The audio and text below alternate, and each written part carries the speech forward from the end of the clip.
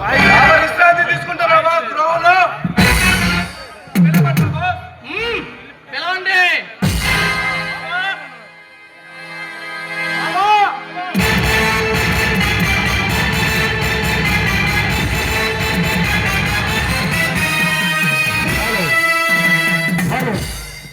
ఆ కనిపిస్తున్న వ్యక్తి ఎవరో తెలుసా?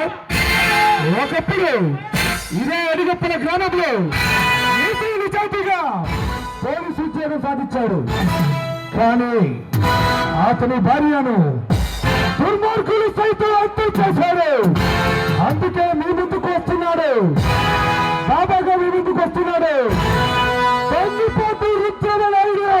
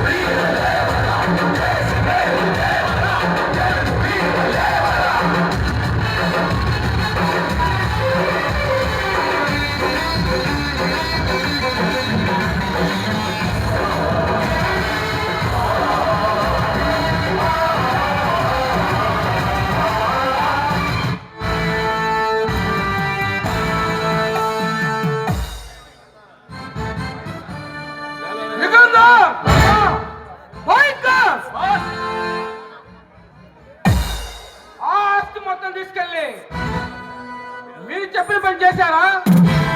చేశావు బాబా. నేను చెప్పినట్టు తీసుకొచ్చారా? ఆ నిధిని తీసుకెళ్ళి మన రహస్య స్థలంలో దాచిపెట్టండి. బాబా సరే బాబా.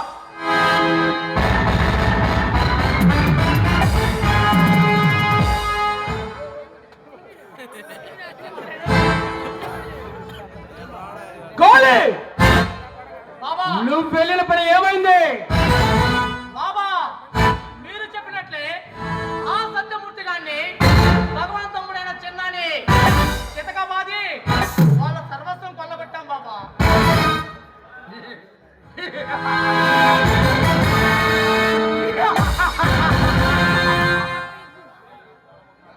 దానవందన అహంకారంతో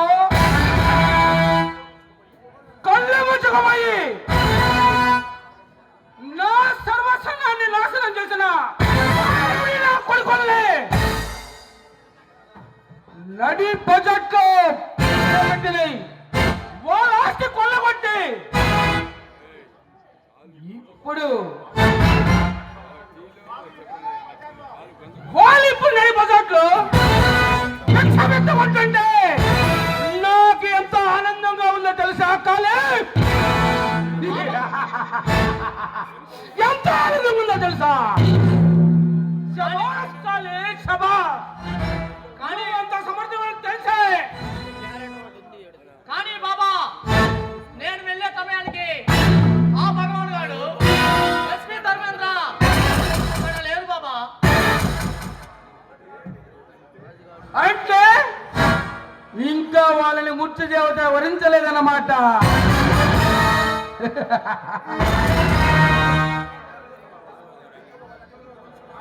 ఇప్పటికి ఇంకా వాళ్ళు ఎక్కడున్నారో తెలుసుకున్నావా? తెలుసుకున్నాను బాబా. ఈ ఆంధ్ర రాష్ట్రానికి ముఖ్యమంత్రి కావాలని ఆ భగవాన్ గారికి కోరిక కలిగిందంట. ఎమ్మెల్యే టికెట్ కోసం ఢిల్లీ వెళ్ళాడని తెలుసుకున్నాను. రేపా మాపో వస్తాడని తెలిసింది బాబా. వాళ్ళు రౌడీగా ఉన్నప్పుడు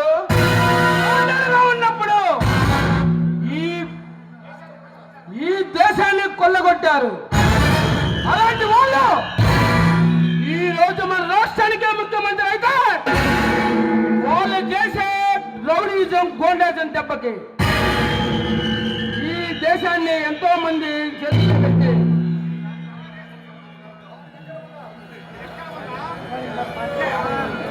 వాళ్ళు ఎక్కడ ఉన్నా వాళ్ళు పట్టి బంధించి నా దగ్గర తీసుకోరా. బాబా అష్టదిక్పాలకు అడ్డు నిలిచిన అటు సూర్యుడు ఇటు పరిచిన నింగి నేల ఏకమైన ఈ కాళీ ఆడిన మాట తప్పడు. వాడిని పట్టి బంధించి ఈ కాళ్ళ దగ్గర పడేస్తా బాబా. కోలి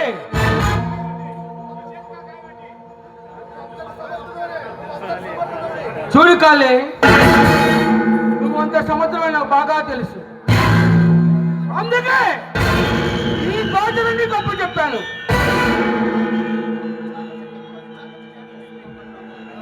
అంత చాకచక్యంగా నీ కర్తవ్యాన్ని నిలిచినందుకు నేను చాలా హ్యాపీగా ఉన్నాను. ఏంటి నీకు చేతి గాయం? బాబా నేను బ్యాంకు దోపిడీ చేసి వస్తుండగా ఆ ఇన్స్పెక్టర్ భరత్ కుమార్ నాకు అడ్డగించాడు. వాడిని తప్పించుకుని వస్తున్న క్రమంలో ఈ చేతికి కొంచెం గాయమైంది బాబా.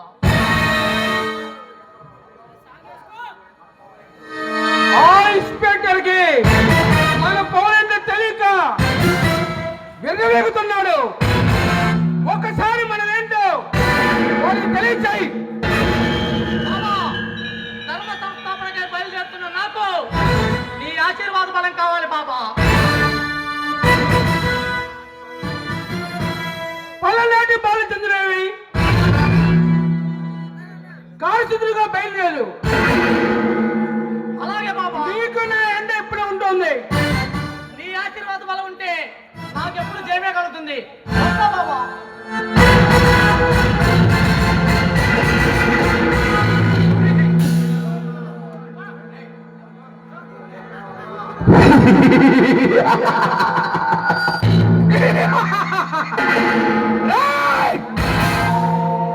కప్పన్న మదంతో రాజుగా పలుకుబడిన అహంకారంతో ఆనాడు నా భార్యని చిత్రహింసలు పెట్టి నా జీవితాన్ని సర్వనాశనం చేశారు రా మీరు.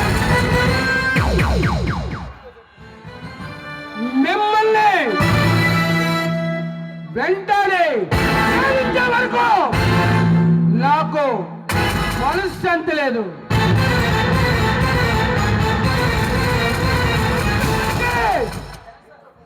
ఈ రుద్రమనాయుడు నిద్రపోడు.